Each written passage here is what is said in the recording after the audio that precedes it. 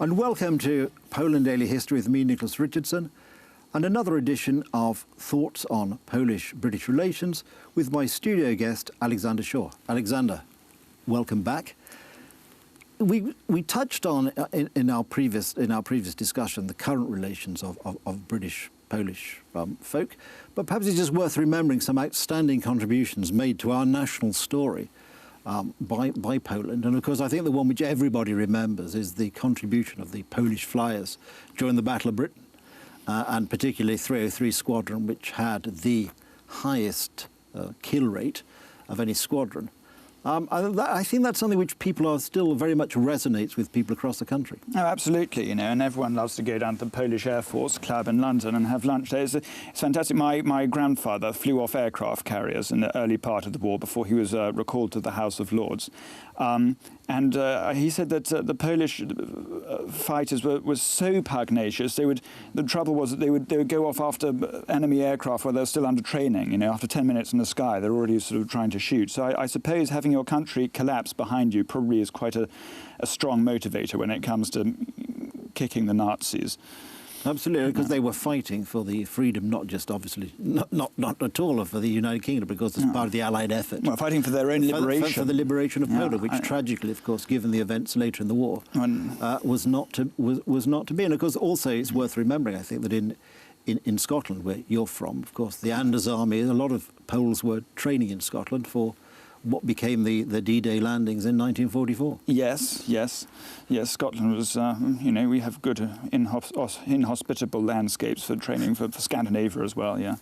So that's excellent. And so it's when you carry that forward, and and I think it's worth in Brexit, because certainly you see in the Foreign Office now and in the embassy here, there's this new emphasis on 100 years of Polish-British friendship.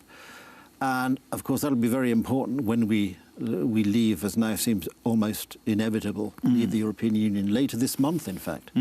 If the I'm not sure it is actually inevitable. Well, it'll happen in name. Yes. Well, of course, that depends on what sort of deal that's actually done. But I think we were touching on earlier. I mean, how do you think this will affect Poles in the UK? How will it affect Poles in the UK? I hope it doesn't affect them at all, because they're a very honourable and liked part of our workforce.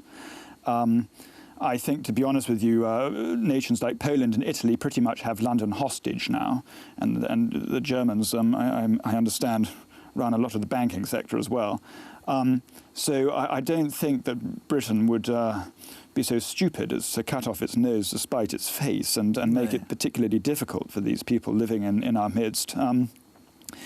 I suppose if you're Polish, you probably feel like you're a hostage. I've spoken to Italians in London who do feel like they're hostages in Brexit Island, but No, I don't think there was ever, despite what those who didn't like the idea of Brexit would have you believe, I don't think there was any ever intention on any part of on either side that there'd be mass movements of people that we would retreat. I mean, it suited some of those who weren't happy with the result to say that was going to happen, and wasn't it terrible, and et cetera, et cetera. But I think nobody's going to be, whether Poles in London or indeed folk like me here in Warsaw, I don't think anybody's going to be saying pack your bags and go. No, absolutely not. I think, to be honest with you, if anyone really did vote for Brexit with wrath in their heart, I suspect they'll be rather disappointed with really how little changes on the surface of things, at least initially. The process is quite academic, and I suspect that the civil service might get a bit of a shake-up, because it will be very difficult to disconnect the civil service in Whitehall from that in the Parlement in Brussels.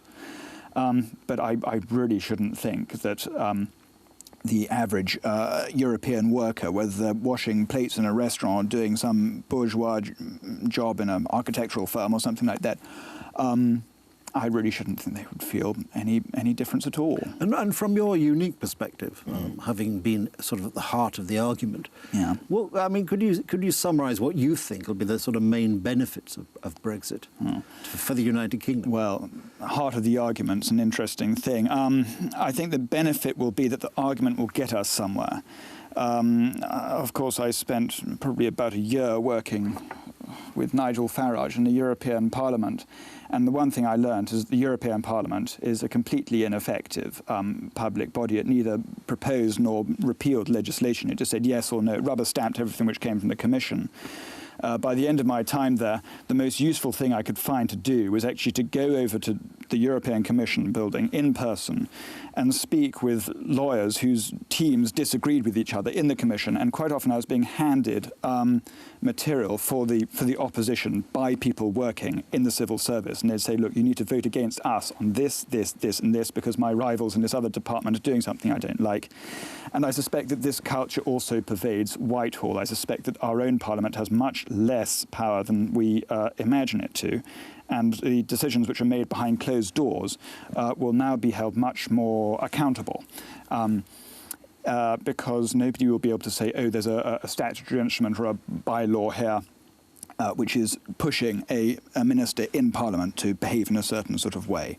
And the thing is, we never really hear about this because, firstly, the media don't cover what they can't see behind closed doors, and secondly, it's in no elected politician's interest to admit the degree to which they've lost control of the civil service. What you're saying is the major benefit of Brexit is a return to full democratic accountability. I think that's a major benefit, which I'd hope to see, yeah. Okay, well, that's a very positive note on which to end this segment. Thank you, Alexander. Thank you. That is a very interesting overview of how Brexit might benefit the United Kingdom. For more interesting programmes, join us again on Poland Daily History.